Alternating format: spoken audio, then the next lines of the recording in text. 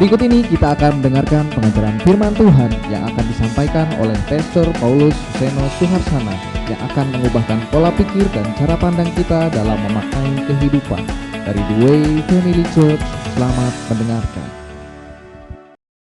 Shalom kekasih Tuhan, senang kembali bersama dengan saudara dalam program kami di channel YouTube JKI The Way ini. Saya masih sedang menyelesaikan seri tentang Mutiara dalam doa Bapa kami. Saya sudah sampai pada seri yang ke-19 saudara. Ya, mungkin ini adalah seri terpanjang, salah satu terpanjang dari pengeksposan doa Bapa kami. Kenapa saya bisa bikin atau saya terbeban untuk membuat ini berseri sampai 20-an seri saudara. Karena saya seperti bilang di seri-seri awal, ini bukan sekedar doa biasa. Doa Bapa kami itu bukan doa rapalan, bukan doa hafalan, bukan doa juga untuk ngusir setan, saudara. Sebenarnya doa Bapa kami itu inti pengajaran dari Kristus, inti pengajaran dari Yesus. Itu yang Yesus mau kerjakan, itu yang Yesus mau kita kerjakan sehari-hari. Karena berdoa itu kan nafas hidup orang percaya, saudara. Dengan berdoa kita pasti, dengan menjadi orang percaya, punya pemahaman yang benar, pasti kita menjadi pendoa-pendoa yang berdoa setiap hari kan saudara. Jadi dibalik sekedar doa Bapa kami, Tuhan itu punya maksud tersembunyi ketika mengajarkan ini. Saya percaya karena berdoa itu menjadi ciri khas orang-orang Yahudi zaman itu. Dan tentunya sudah menjadi kebiasaan juga murid-muridnya yang dulunya beragama Yahudi. Maka Yesus punya pemahaman seperti yang dia lihat, dia rasakan, bahwa murid-muridnya itu setiap hari berdoa. Orang Yahudi itu paling enggak bisa 3 kali sehari berdoa, saudara. Ya. Dengan berdoa 3 kali sehari, terus dengan doa yang benar seperti yang Tuhan ajarkan, itu kalau diulang-ulang, dimaknai dengan benar, itu pasti masuk ke otak kiri, otak kanan yang terdalam, menguasai isi hati sanubari orang-orang yang menjadi muridnya Yesus ini, sehingga ketika keluar, ya, expose-nya, output-nya, itu menjadi orang Kristen yang benar. Dan saya memahami itu. Itu kenapa saya berusaha coba untuk mendalami setiap kata, setiap kalimat dari doa Bapa kami ini. Ya, saya bahkan berani mengajar kepada saudara, saya udah tekankan di gereja The Way, tempat saya menggembalakan, bahwa jemaat memahami doa Bapa kami, jemaat akan jadi orang Kristen yang punya iman excellent, iman yang luar biasa. Maka jangan cuma dihafal, dimaknai sungguh. Nah, dalam seri ke-19 ini, kekasih Tuhan, kita masih coba mengekspos, ya, masih ada kata yang menarik, penggalian yang menarik dari kata pencobaan dalam Matius 6 ayat 13. Coba terlebih dahulu kita membaca kembali ulang Matius 6 ayat 13. Silahkan dibaca. Matius 6 ayat yang ke-13, dan janganlah membawa kami ke dalam pencobaan, tetapi lepaskanlah kami daripada yang jahat. Nah, perhatikan baik-baik saudara. Kita di dalam seri 18 kemarin kita sudah coba mendalami tentang pencobaan itu. Dalam bahasa aslinya pencobaan itu menggunakan kata Yunani perasmon. Oleh Lembaga Alkitab Indonesia, kata perasmon itu diterjemahkan semuanya menjadi kata pencobaan. Ini agak mirip dengan terjemahan King James Version dalam bahasa Inggris. Perasmon oleh King James Version diterjemahkan semuanya menjadi kata temptation, atau godaan.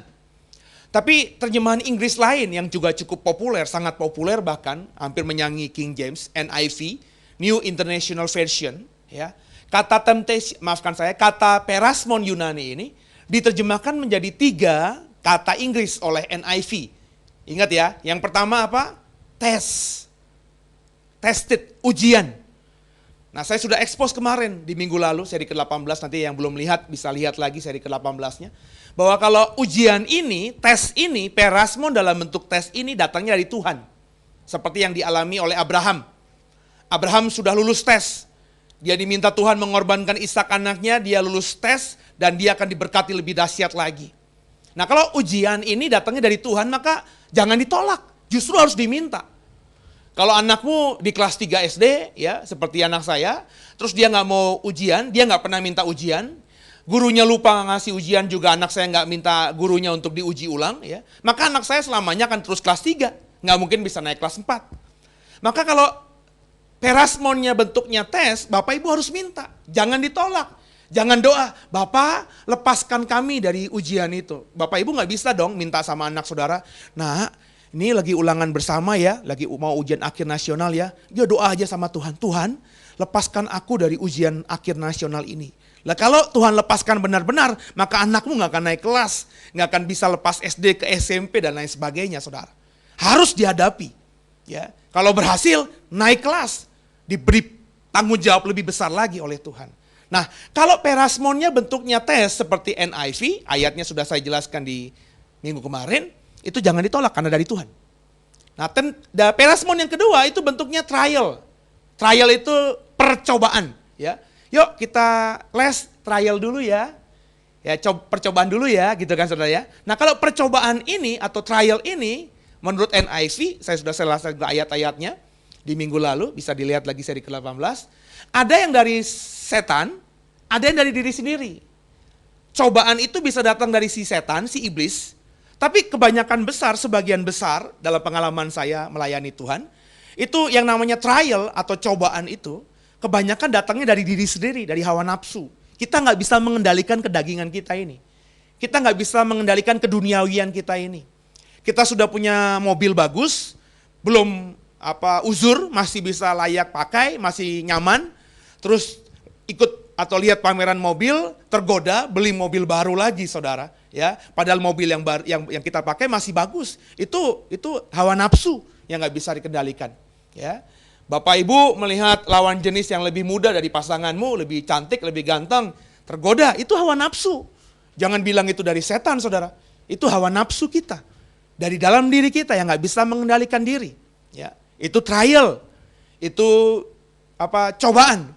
Sedangkan menurut NIV kata perasmon yang ketiga, ya, itu sama seperti LAI dan juga King James Version, yakni temptation, tempted, godaan. Dan kalau kita expose semua terjemahan NIV tentang temptation ini, temptation selalu menunjuk pada iblis, berasal dari iblis. Matius 6 ayat yang ke-13. Kalau kita baca terjemahan NIV-nya, clear, temptation from the evil one, dari si jahat, saudara. Ya. Nah, itu yang kita sudah pelajari di minggu lalu. Kita sudah jelaskan, saya sudah jelaskan dengan panjang lebar, bahwa kalau temptation itu, perasmon yang dari si jahat ini, godaan, temptation itu bahasa Indonesianya godaan. Godaan dari si jahat ini, itu dampaknya dahsyat, ya. Realitasnya itu kehancuran. Sebab si iblis kalau menggoda kita tuh bukan cuma seperti perempuan-perempuan tunasusila di luar sana yang menggoda kita ketika kita misalnya datang ke kafe, datang ke diskotik, ke klub malam, om, tante, bukan sekedar itu. Jadi jangan kau bayangkan godaannya iblis itu seperti misalnya sales, marketing, produk-produk rumah tangga yang datang ke rumah saudara, menawarkan panci hebat, kompor hebat, ya alat rumah tangga yang hebat, bukan cuma menggoda begitu saudara. Tapi iblis ketika menggoda kita, iblis ketika mentemptation kita, iblis ketika memperasmon kita, itu goalnya dia adalah kebinasaan kita, kebinasaan orang percaya. Membuat orang percaya sampai akhirnya hilang kepercayaannya kepada Tuhan. Membuat orang percaya akhirnya marah sama Tuhan, sakit hati sama Tuhan, dan akhirnya meninggalkan Tuhan. Kalau sudah sampai meninggalkan Tuhan, maka kebinasaan akan menjadi milik orang percaya. Dan ketika itu terjadi, iblis bersukacita. Kenapa? Karena perasmonnya, karena temptationnya, karena godaannya berhasil. Nah saudara, di minggu lalu sudah saya jelaskan juga, iblis ketika menggoda manusia bukan saja menggoda dengan penderitaan seperti Ayub, tapi juga bisa menggoda manusia seperti iblis menggoda Hawa. Kalau kau makan buah itu, kau nanti akan sama seperti Allah. Ada tawaran manis. Supaya kita berontak kepada Allah tapi ditutupi dengan sesuatu yang indah-indah. Kita ditawarkan kekayaan sehingga kita akhirnya tinggalkan Tuhan. Kita dipuji-puji, diagungkan kalau itu ngomongnya hamba Tuhan yang hebat ya. Khotbahnya luar biasa. Pak pendeta hebat ya. Kita dipuji-puji dan kalau kita benar-benar berhasil digoda iblis, kita akhirnya menganggap pujian itu milik kita. Tidak bisa kita kembalikan lagi kepada Tuhan yang sudah memberikan kita karunia berkhotbah itu. Nah kekasih Tuhan. Jadi ngeri, mengerikan kalau Bapak, Ibu dan saya masuk ke dalam perasmon, masuk ke dalam temptation yang dari iblis itu. Makanya Bapak di surga bilang, mengajar kita berdoa apa? Bapak, kalau boleh, jangan bawa kami ke dalam pencobaan. Jangan bawa kami ke dalam temptation, dalam perasmon dari si jahat itu. Nah, tentang perasmon ini, masih ada satu topik lagi yang menggelitik hati saya. Dan ketika saya gumuli, saya diajar, saya diarahkan untuk membagikan ini kepada saudara lewat program ini. Coba kita dalami ya tentang perasmon ini. Coba kita buka dulu satu firman Tuhan di Perjanjian Baru tentunya.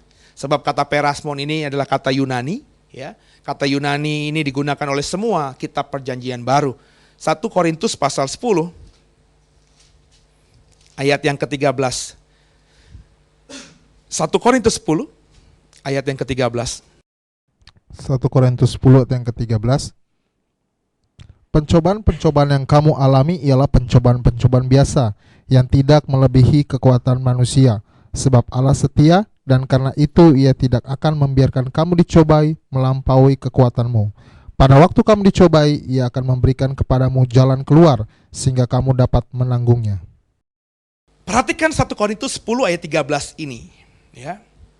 Di dalam ayat 13 ini, saudara, kata perasmon yang digunakan oleh Paulus ketika nulis kepada jemaat di Korintus dan tercatat di Alkitab kita dalam 1 Korintus 10 ayat 13, itu bentuknya jamak. Coba dalam terjemahan LAI ya. Pencobaan yang kamu alami ialah pencobaan biasa. Ada kata pencobaan biasa. Jadi pencobaannya bukan satu, bukan singular, bukan tunggal, tapi jamak, saudara. Ya. Nah pencobaan ini biasa, kata Paulus. Pencobaan yang kamu alami adalah pencobaan biasa. Tidak melebihi kekuatan manusia. Ya. Sebab Allah setia, karena itu Ia tidak membiarkan kamu dicobai melampaui kekuatanmu. Allah tidak akan pernah mencobai kita sesuai atau melebihi kemampuan kita. Pada waktu kamu dicobai, Ia Allah akan memberikan kepadamu jalan keluar sehingga kamu dapat menanggungnya. Dari 1 Korintus 10 ayat 13 ini, kata perasmon di situ jelas. Bentuknya pertama jamak, pencobaan-pencobaan. Dikatakan oleh Paulus pencobaan-pencobaan itu biasa, tidak akan melebihi kekuatan kita. Dan ketika kita menerima pencobaan-pencobaan itu, kita akan diberikan jalan keluar oleh Allah sehingga kita dapat menanggungnya. Tolong perhatikan lagi saya. Fenomena yang pertama yang saya mau bagikan kepada saudara. Pencobaan dalam 1 Korintus 10 ayat 13. Pencobaan itu biasa. Tidak melebihi kekuatan kita. Kita akan diberikan jalan keluar sehingga kita bisa menanggungnya. Pencobaan biasa, tidak melebihi kekuatan kita. Kita diberi kekuatan, jalan keluar, dan akan bisa menanggungnya. Nah, ini perasmon dalam 1 Korintus 10 ayat 13. Ini kita bandingkan sekarang ini dengan beberapa ayat yang akan kita buka. Coba dibuka. Markus 14 ayat 38. Markus 14 ayat 38. Jadi saya ingin kita belajar mendalami perasmon ini, pencobaan ini. Ya. Pertama kita sudah pelajari 1 Korintus 10 ayat 13. Perasmon di 1 Korintus 10 ayat 13 itu perasmon yang biasa. Tidak melebihi kekuatan kita. Kita akan diberikan jalan keluar sehingga kita bisa menanggungnya. Nah, 1 Korintus 10 ayat 13 ini kita akan bandingkan dengan ayat-ayat yang akan coba kita buka. Yang pertama, Markus 14 ayat 38. Silakan. Markus 14 ayat 38, berjaga-jagalah dan berdoalah, supaya kamu jangan jatuh ke dalam pencobaan. Roh memang penurut, tetapi daging lemah. Berjaga-jagalah dan berdoalah, supaya kamu jangan jatuh dalam pencobaan. Itu kata Tuhan Yesus, saudara, kepada murid-muridnya yang dicatat oleh Markus, penulis Injil Markus. Kita kata Tuhan Yesus berdoa, berjaga-jaga supaya jangan jatuh dalam pencobaan. Supaya jangan jatuh dalam pencobaan. Coba kita lihat ayat yang lainnya ya. Galatia pasal yang ke-6. Ini kita coba lebih dalam lagi ya. Galatia 6 ayat yang pertama. Galatia 6 ayat yang pertama, silakan. Galatia 6 ayat yang ke-1, saudara-saudara, kalaupun seorang kedapatan melakukan suatu pelanggaran, maka kamu yang rohani harus memimpin orang itu ke jalan yang benar, dalam roh lemah lembut, sambil menjaga dirimu sendiri supaya kamu jangan karena pencobaan. Nah, perhatikan baik-baik. Kata Paulus kepada jemaat Galatia, kalau kita lihat ada orang Kristen yang jatuh dalam dosa, ayo layani dia. Sambil berjaga-jaga, supaya kamu jangan kena perasmon, jangan kena pencobaan. Itu kata Galatia 6 ayat 1.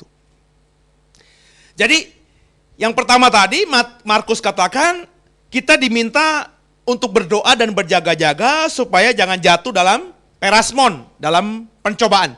Ya. Yang kedua dalam Galatia 6 ayat 1 kita juga kata Paulus harus berjaga-jaga supaya jangan kena pencobaan. Hampir mirip. Yang pertama jangan jatuh dalam pencobaan. Yang kedua jangankan jatuh, kena aja jangan gitu ya. Berarti nanti kita jelaskan ya. Nanti kita bisa coba dalami. Apa arti ini? Coba sekarang kita baca lagi surat Paulus kepada Timotius. 1 Timotius pasal yang ke-6. 1 Timotius pasal 6. Coba kita lihat ayat yang ke-9. 1 Timotius ya. Pasal 6 ayat yang ke-9. Silakan dibaca. 1 Timotius pasal 6 ayat yang ke-9. Tetapi mereka yang ingin kaya terjatuh ke dalam pencobaan, ke dalam jerat dan ke dalam berbagai-bagai hawa nafsu yang hampa dan yang mencelakakan, yang menenggelamkan manusia ke dalam keruntuhan dan kebinasaan. Nah, kata Paulus kepada Timotius, orang-orang yang ingin kaya terjatuh dalam perasmon. Nah, perasmon ini kata Paulus kepada Timotius akan menjadi jerat ya, sehingga akan mencelakakan, menenggelamkan manusia ke dalam keruntuhan dan kebinasaan. Jadi kata Paulus kepada Timotius, orang yang kena perasmon, orang ini akan jatuh dalam kecelakaan yang akan menenggelamkan manusia ke dalam keruntuhan dan kebinasaan. Ya. Berarti mengerikan. Perasmon dalam 1 Timotius 6 ayat 9 ini akan membuat manusia celaka. Akan menenggelamkan manusia ke dalam keruntuhan dan kebinasaan. Coba kita bandingkan satu ayat terakhir. Di 1 Tesalonika 3 ayat yang kelima. 1 Tesalonika 3 ayat yang kelima. Silakan dibaca. 1 Tesalonika pasal 3 ayat yang kelima. Itulah sebabnya maka aku karena tidak dapat tahan lagi telah mengirim dia supaya aku tahu tentang imanmu, karena aku khawatir kalau kamu telah dicobai oleh si penggoda dan kalau usaha kami menjadi sia-sia. Ini kata Paulus kepada jemaat Tesalonika, ya. Dia khawatir jemaat Tesalonika akan diperasmon oleh si jahat, sehingga akhirnya apa yang dikerjakan oleh Paulus dan timnya ini, pertobatan yang dialami oleh Tesalonika menjadi sia-sia. Menjadi sia-sia. Nah, coba sekarang kita cari benang merahnya. Markus pasal 14 ayat 38 tadi. Yesus berkata, jangan jatuh ke dalam pencobaan.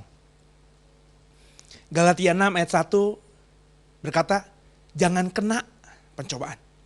Jadi bukan saja jatuh ya, tapi jangan kena pencobaan, perasmon. Kenapa? Karena 1 Timotius 6 ayat 9 tadi, kalau saudara masuk ke perasmon, saudara celaka. Manusia yang celaka ini, yang mengalami perasmon ini, akan menenggelamkan manusia itu, perasmon itu akan menenggelamkan manusia itu pada keruntuhan dan kebinasaan. Kata Paulus akhirnya dalam Tesalonika 3 ayat 5 tadi, kalau udah begini, semua yang kukerjakan, kata Paulus, sia-sia. Nah coba, dibandingkan dengan 1 Korintus 10 ayat 13 tadi. Maka 4 ayat yang barusan kita ekspos itu, sangat kontradiksi. Bertolak belakang 180 derajat. Yang satu sisi, 1 Korintus 10 ayat 13 mengatakan, perasmon itu biasa. Ya, tidak akan pernah melebihi kekuatanmu. Kamu akan diberikan jalan keluar oleh Allah sehingga kamu bisa menyelesaikannya, menanggungnya, melewatinya. Tapi ternyata di sisi yang lain, Alkitab yang sama. Alkitab kita kan Alkitab yang sama ya saudara ya. Kita punya, semua kita di Indonesia ini punya Alkitab terjemahan LAI. Satu-satunya lembaga yang diizinkan menerjemahkan Alkitab ke dalam bahasa Indonesia secara resmi oleh negara. Ya. Nah, sedangkan di ayat Alkitab kita lainnya, perasmon yang dibicarakan 1 Korintus 10 ayat 13 yang katanya biasa, nggak melebihi kekuatan kita akan diberikan jalan keluar oleh Allah tadi sehingga cakap menanggungnya. Ternyata dikatakan oleh Markus 14, kita nggak boleh masuk, nggak boleh jatuh ke sana. Galatia katakan, jangankan jatuh, kena aja, kena doang, kesentuh aja, jangan. Kenapa? Karena kalau manusia sampai kena dan jatuh ke dalam perasmon, manusia akan celaka. Manusia yang akan mengalami perasmon, manusia ini akan tenggelam dalam keruntuhan dan kebinasaan. Dan kata Paulus dalam Tesalonika tadi, kalau udah begitu, sia-sia. Satu sisi perasmon biasa, satu sisi akan membinasakan sehingga semuanya sia-sia. 1 Korintus 10 ayat 13 ini bicara mengenai perasmon yang biasa. Sedangkan Markus, Galatia, Timotius, Tesalonika yang ayatnya sudah dibaca Bapak Ibu tadi adalah perasmon yang sangat mematikan. Lalu gimana dong kita menemukan jalan keluarnya? Ayatnya sepertinya saling bertolak belakang. Sama-sama menggunakan kata perasmon. Sama-sama oleh NIV ya, diterjemahkan menjadi tempted atau temptation. Dalam bahasa Indonesia, godaan. Dalam terjemahan LAI, pencobaan. Jadi sama ini, sama. Baik Yunani, terjemahan NIV maupun Indonesia, sama. Perasmon, temptation, godaan, pencobaan. Tapi efeknya beda. Yang satu katakan biasa, tidak melebihi kekuatan kita, Tuhan nanti akan berikan jalan keluar. Sedangkan yang lainnya, orang yang jatuh dalam perasmon akan binasa dan membuat semuanya sia-sia. Nah, untuk bisa memahami ayat-ayat yang sepertinya bertolak belakang ini, kekasih Tuhan, Bapak, Ibu, dan saya mau gak mau harus sedikit menganalisa teksnya. Dari menganalisa teksnya, maka Bapak Ibu bisa menafsirkan. Saya tadinya agak bergumul, kenapa ayat-ayat ini kok bertolak belakang? Satu sisi, perasmon, temptation itu biasa. Satu sisi, perasmon, temptation, mematikan, membuat semua sia-sia. Kenapa Alkitab kok sepertinya dolak-dalik?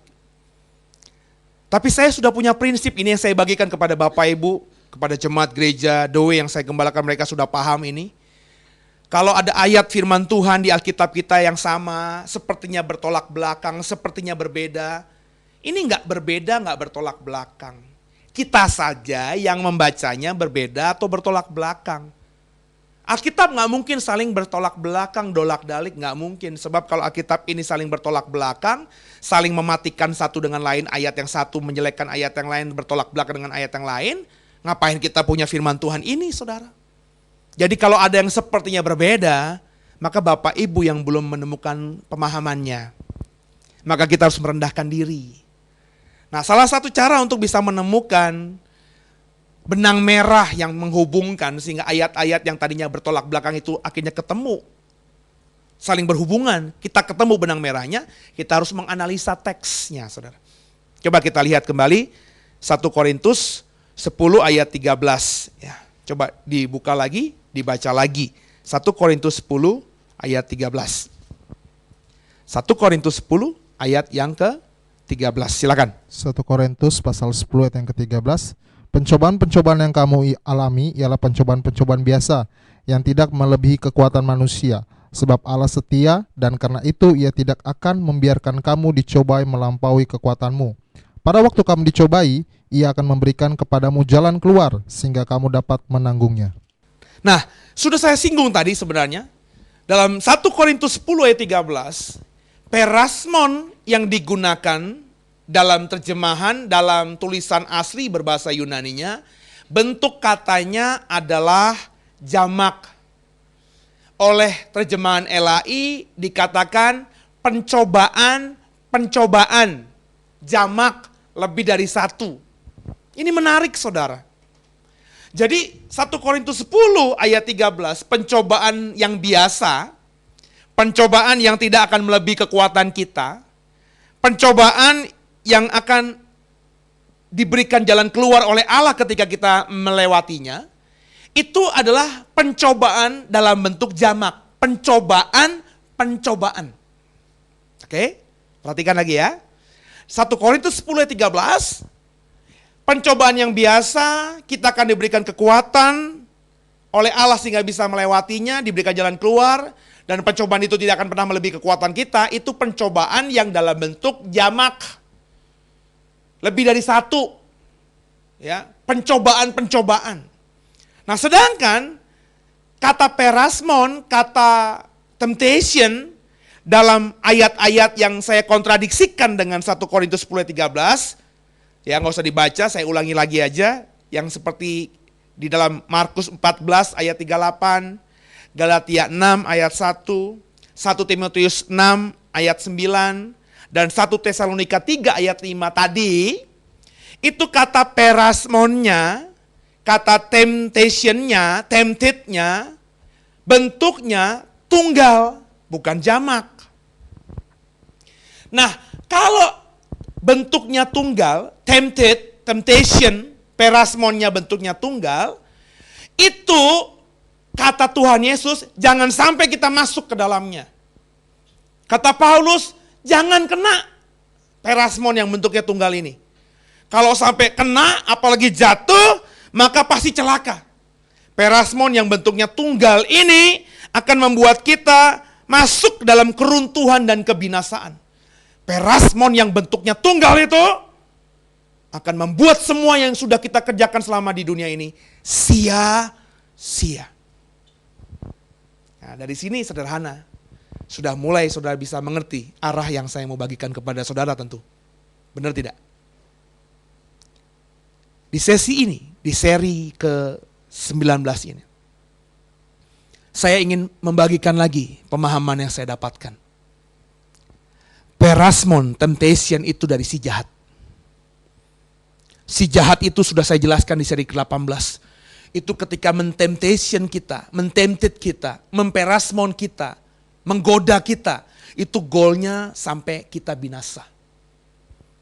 Maka prosesnya, dia lihat kelemahan kita apa. Dia paling tahu kelemahan kita apa. Dia serang kelemahan kita. Ekspresinya bisa penderitaan seperti yang Ayub rasakan. Habis segala-galanya. Ekspresinya juga dia bisa menyerang khusus kelemahan kita. Seperti Hawa yang diserang secara khusus. Digoda secara khusus oleh iblis. Karena iblis tahu Hawa pengen seperti Allah. Maka dia makan buah itu akhirnya. Jatuh dalam dosa, binasa. Iblis bersuka cita. Nah, kekasih Tuhan. Dari apa yang kita bagikan di seri ke-18 sampai juga seri ke-19 tadi. Kita sekarang akhirnya bisa menemukan bentuk perbedaan perasmon, bentuk perbedaan dari temptation. Ternyata ketika kita teliti analisa teksnya, temptation atau perasmon itu ada yang bentuknya tunggal, ada yang bentuknya jamak. Kalau bentuknya jamak seperti 1 Korintus 10 ayat 13, itu perasmon, temptation yang biasa. Pencobaan-pencobaan ini biasa, nggak melebihi kekuatanmu. Terus Tuhan pasti akan berikan jalan keluar sehingga kita bisa melewatinya. Sedangkan ada juga temptation, perasmon yang bentuknya tunggal. Kalau temptation bentuknya tunggal, kalau perasmon bentuknya tunggal, godaannya bentuknya singular tunggal, maka jangan kena, apalagi sampai jatuh ke dalamnya. Kalau kau jatuh dan kena ke dalamnya, maka kau akan binasa dan membuat semuanya sia-sia. Dari pemahaman ini saya coba mengerti, saudara. Saya coba merendahkan diri. Dan saya ketemu satu ilustrasi yang mungkin akan membuat kita jadi mengerti. Ingat ya, perasmon ini, temptation itu selalu dari si jahat. Kalau kita konsisten sesuai terjemahan NIV dan apa yang saya jelaskan dari seri 18 kemarin, itu temptation selalu dari si jahat. Godaan itu selalu dari luar, bukan dari dalam. Ya. Jadi yang menggoda kita itu iblis, selalu iblis, melulu iblis. Si jahat tunggal bentuknya. Iblis, Satan, Lucifer yang tunggal itu dahsyat luar biasa. Ya. Ini musuh yang luar biasa, harus Bapak Ibu takuti. Jangan jumawa gitu. Kenapa saya bilang begitu? Kalau Bapak Ibu mendalami tentang Lucifer, tentang Satan, iblis itu, jangankan Bapak Ibu, Yesus saja dia berani hadapi loh. Ingat kan kisah temptation di padang gurun itu ketika Yesus dibawa Tuhan masuk ke dalam padang gurun untuk mempersiapkan dia dalam pelayanan 3,5 tahun. Di padang gurun berpuasa 40 hari 40 malam, iblis mentemptation Yesus. Yesus saja, anak tunggal Allah saja, tidak digentari sama iblis, apalagi saudara. Coba bayangin, ketika Satan mencoba Yesus, apakah iblis sudah punya pikiran ini cuma iseng-iseng aja? Alah, udahlah iseng-iseng aja lah, goda Yesus lah, pasti kalah deh. Nggak mungkin saudara. Iblis tidak mungkin bodoh mengerjakan sesuatu yang dia tahu dia pasti kalah. Dia tahu ada kemungkinan dia bisa menang dalam pencobaan di padang gurun melawan Yesus itu. Makanya dia berani mentemptation Yesus, anak tunggal Allah yang luar biasa ini. Bahkan kalau kita mundur lebih jauh lagi sebelum peristiwa Yesus berinkarnasi menjadi manusia.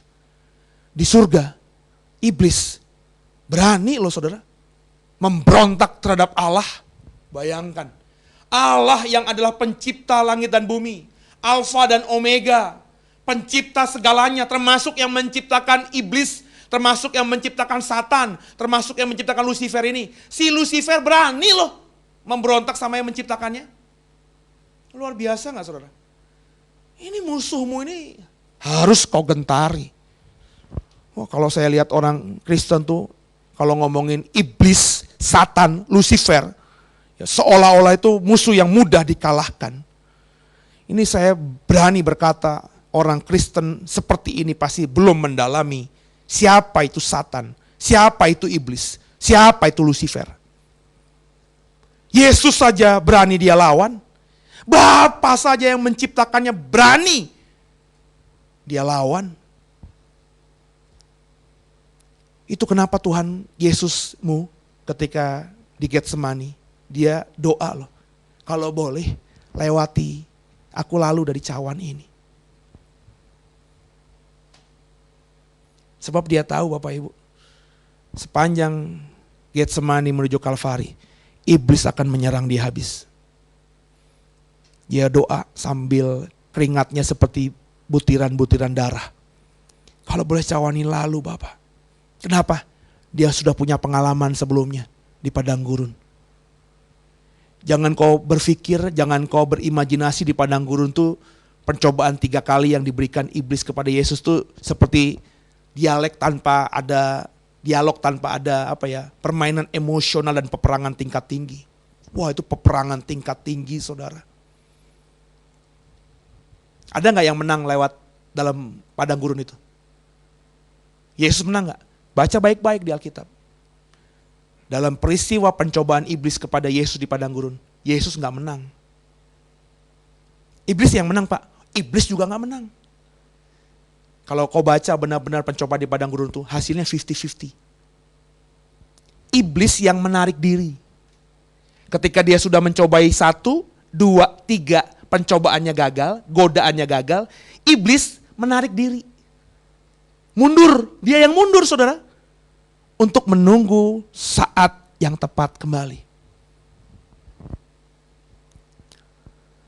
Kalau Yesus saja, Alkitab yang katakan loh ya, dalam peristiwa padang gurun, tidak bisa menaklukkan iblis dengan knock out. Apalagi saudara. Musuhmu ini luar biasa. Nah, sekarang kita bawa pemahaman musuh yang luar biasa ini. Andai kata kau adalah seorang petinju. Di kelas kita bertanding, musuh bebuyutan kita itu 1. Musuh yang luar biasa. Kita pernah bertanding sebelumnya. Dan kita tidak bisa mengalahkan dia, dia tidak bisa mengalahkan kita. 50-50. Kalau Bapak Ibu pernah bertanding dengan musuh yang sama, dan dalam pertandingan sebelumnya kita tidak bisa mengalahkan dia.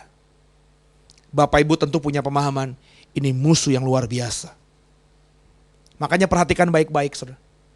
Dalam pertandingan tinju, kalau itu benar-benar fair ya, terus hasilnya 50-50, seri imbang, maka biasanya juara bertahan yang tidak bisa mengalahkan musuh, tapi karena 50-50 gelarnya masih dengan dia, itu selalu ya mencari lawan tanding lain, mencari lawan lain selain lawan ini.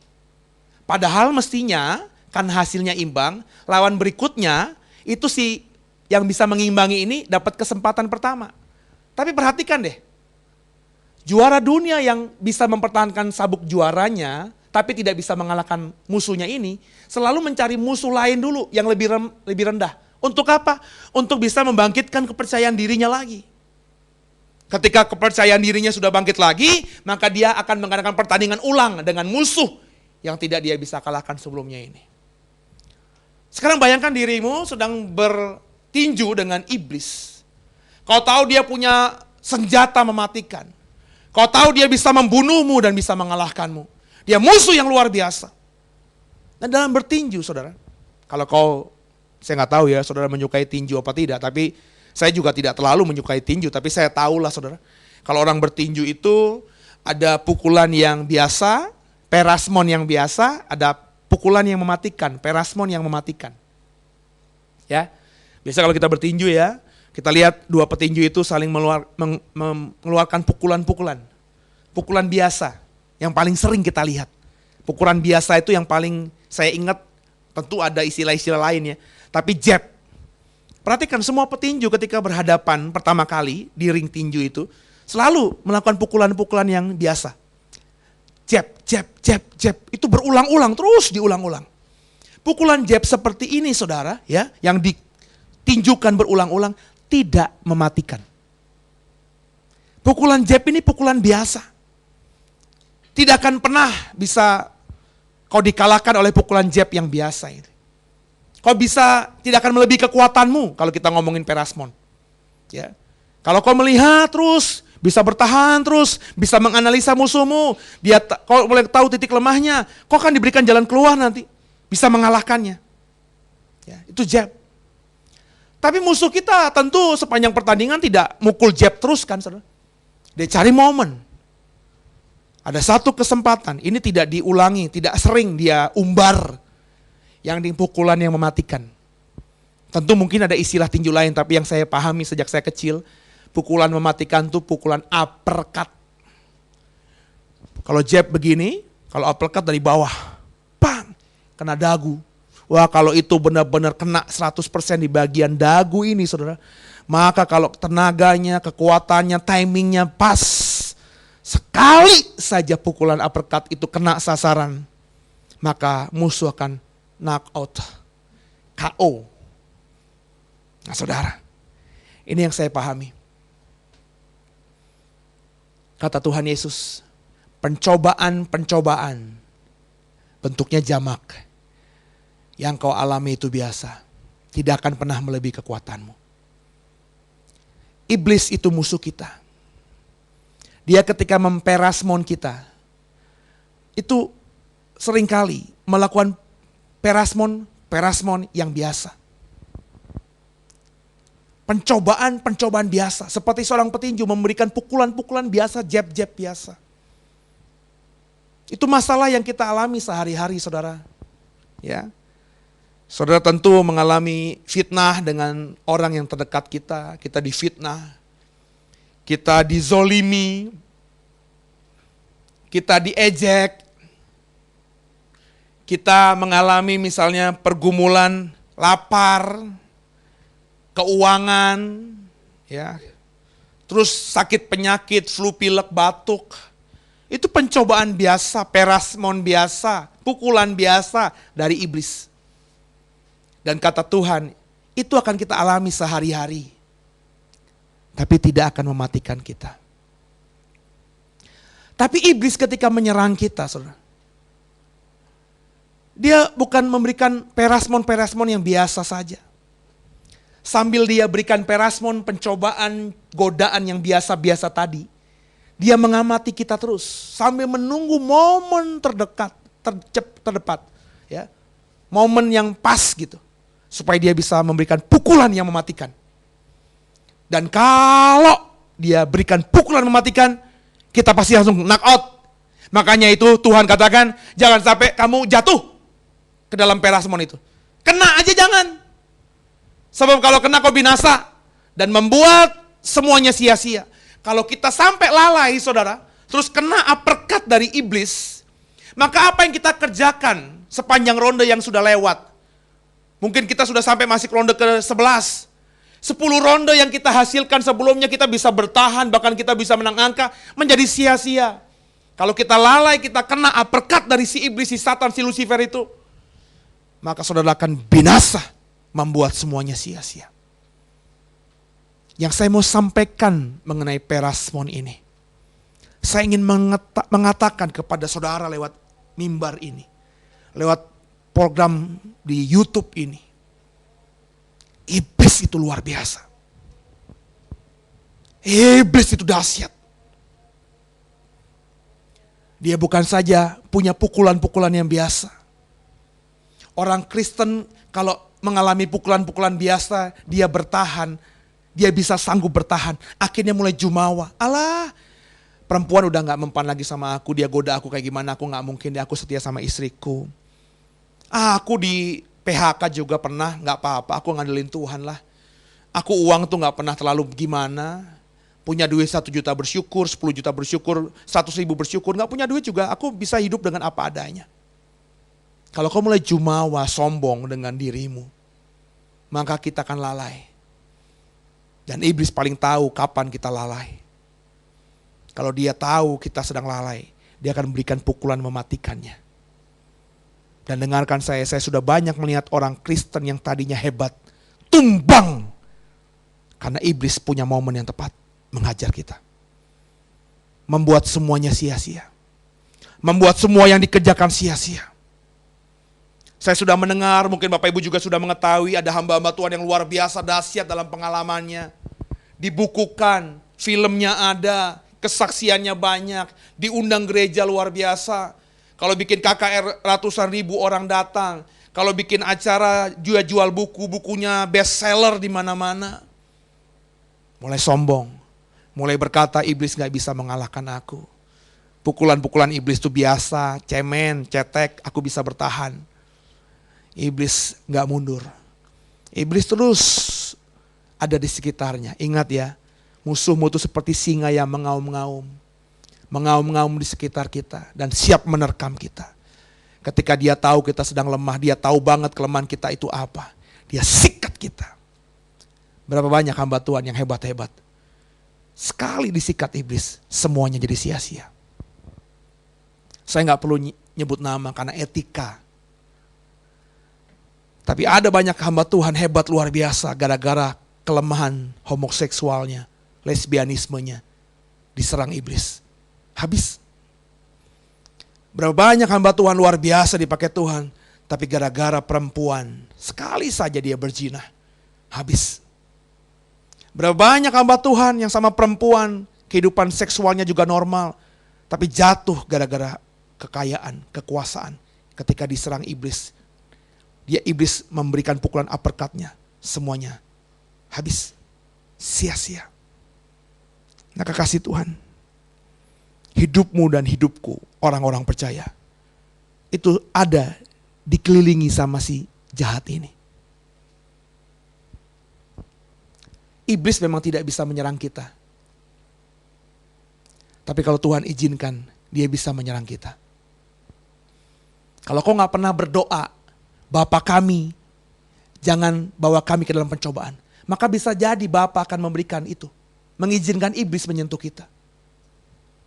Ketika iblis menyentuh kita, dia bisa mungkin hanya memberikan pukulan pelan-pelan. Haha, biasa, aku pasti bisa menang. Aku orang Kristen, imanku lebih besar, rohku lebih besar. Ketika kau jumawa, dia berikan momennya, uppercut-nya, kau mati, binasa, sia-sia. Bedanya kita dengan iblis, kita gak bisa lihat dia, karena dia roh. Tapi dia bisa melihat kita. Kita tidak bisa memprediksi di mana keberadaan dia. Bapak Ibu yang lihat program saya, program ini. Bapak Ibu tahu ada iblis di mana? Posisi iblis di mana? Ketika kau lihat sedang saya khotbah rekaman ini, saya tidak bisa lihat iblis ada di mana. Dan kau juga tidak bisa lihat iblis ada di mana. Tapi adakah iblis di sini? Bisa jadi ada. Tapi iblis bisa melihat saya. Ketika saya sedang double cover muka saya sebelah sini, dia tahu di bagian leher belakang saya lemah, tidak tercover. Maka jangan sombong, saudara. Jangan jumawa. Jangan jadi orang Kristen yang tinggi hati, merasa dirinya tidak mungkin bisa disentuh oleh iblis setan. Lebih baik, lebih bijaksana, dengarkan apa kata Yesus. Rendahkan hatimu. Berdoalah, Bapa, jangan bawa kami ke dalam pencobaan. Sebab kalau kau tidak pernah berdoa seperti ini kepada Bapamu di surga, kalau kau berdoa cuma doa hafalan, tapi tidak memaknai, tidak mengerti sungguh perasmon itu, maka doamu tidak akan didengar Bapa. Ketika Bapa akhirnya mengizinkan perasmon dari iblis sampai ke kita, ingat, golnya iblis adalah kebinasaan kita. Dia akan memberikan pukulan-pukulan yang pelan-pelan terlebih dahulu. Membuat kita tinggi hati. Ketika tinggi hati kita dihajarnya. Ketika kita sudah dihajarnya oleh uppercut-nya yang mematikan itu, habislah kita. Berhikmatlah. Inilah rema yang saya bagikan kepada saudara. Semoga saudara menjadi orang Kristen yang bijaksana, yang rendah hati, yang menyadari kapasitasmu. Lebih baik dengar kata Yesusmu. Mintalah kepada Bapa supaya kita jangan berhadapan dengan iblis. Jangan bawa kami ke dalam perasmonnya iblis itu. Kalau kau kerjakan itu dengan sungguh-sungguh, meminta agar Bapa melepaskan kita dari si iblis itu, maka hidupmu 70 tahun, 80 tahun akan relatif lebih aman. Kalau kau jaga imanmu, kau buahi imanmu, maka surga akan menjadi upahmu nanti. Semoga dipahami, semoga diimani, dan semoga dikerjakan dalam hidup kita sehari-hari. Sampai ketemu di seri-seri terakhir doa Bapa kami yang terupload minggu depan.